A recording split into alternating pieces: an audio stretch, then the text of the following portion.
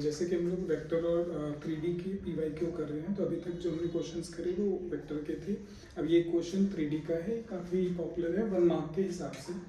जैसे आपको एक पॉइंट मेंशन है और आपको बोला है कि y एक्सिस से डिस्टेंस निकालनी है।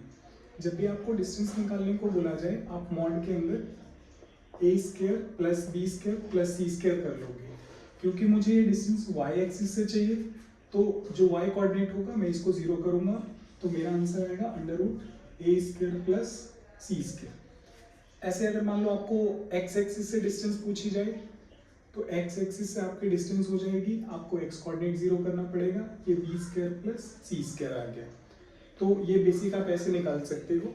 यहाँ पर अगर आप देखो x y z तीनों कोऑर्डिनेट आपको मेंशन है, तो अगर मान लो कल को यहाँ पर कोई पॉइंट अगर ऐसा दे दिया जाए कि जिसमें सिर्फ 2 कोऑर्डिनेट हो, सपोज a, b, और इसमें बोला जाए कि इसकी डिस्टेंस निकालनी है और वो भी x एक्सिस से, तो फिर x एक्सिस से अगर मुझे डिस्टेंस निकालनी होगी तो वो डिस्टेंस हो जाएगी मेरी b, और अगर मुझे यही डिस्टेंस y एक्सिस से चाहिए तो देन वो डिस्टेंस सीधा सीधा a हो जाएगी। ये आपका 1 मार्क का क्वेश्चन इस पे हो सकता है। अब जैसे आपको एक क्वेश्चन दे रखा है कि इसमें डायरेक्शन रेशियोज मुझे इस लाइन के फाइंड आउट करनी है, जिससे आपका एक बेसिक यहाँ से स्टार्ट होता है, जिसमें फिर आप स्क्यू लाइंस के बीच में डिस्टेंस, पैरेलल लाइन के बीच में डिस्टेंस निकाल सकते हो, या फिर आपको इमेज निकालना हो, फुट ऑफ परपेंडिकुलर निकालना हो, वो सब आप इससे निकाल सकते हो। तो फर्स्ट आपको ये इक्वेशन लिख लेते हैं, हो गया 6y - 2 = 1 - z।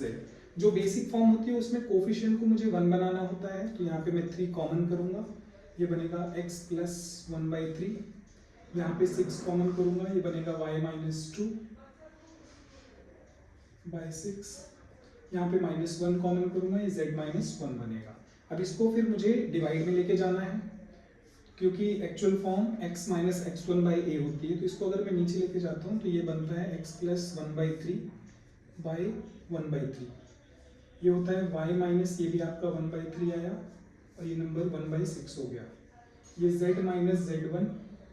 z1 की जगह पे 1 है आपका, ये नंबर नीचे लाओगे तो -1 हो गया।